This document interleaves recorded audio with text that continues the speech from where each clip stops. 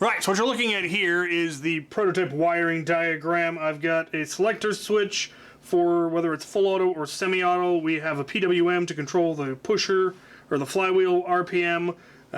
It's all in here, and now I'm gonna start the actual soldering. I have tested it. It does seem to work, and we're gonna wire it up and see if it still works after I've done that. So, stay tuned.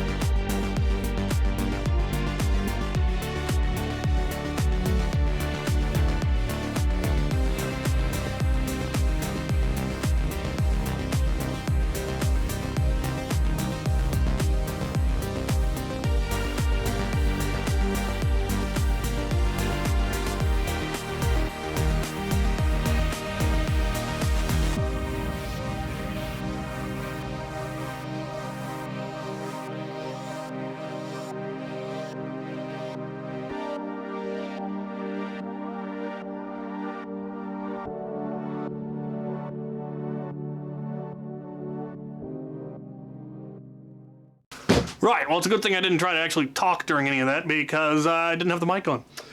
It is done. It's fully wired. We have the battery stock back here. There's a power switch down here, turns it on. The voltmeter turns on.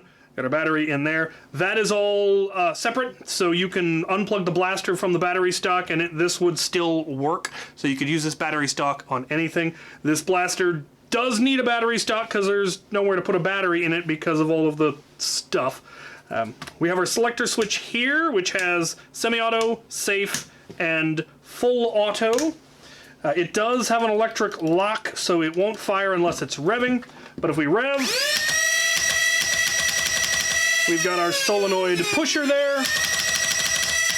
It's got a hair trigger, and you can fire it pretty quick. If we go to full auto, it's got a nice controllable rate of full auto. Nothing crazy, but it is still there. We then have our PWM right here, which allows us to adjust the RPM on the motors, which is very nice. So the only thing left really is the cosmetic work. I need to do a little bit of work on this to make sure it is solidly attached. There's some internal structure I will probably shore up a little bit. The rail still goes right there, which is lovely. I will need to print a new battery door. The PWM in here, usually this particular PWM fits perfectly in a strife cage, a stock strife cage with a stock strife door, which is really, really nice because it's a convenient place to put it, especially if you're using a battery stock.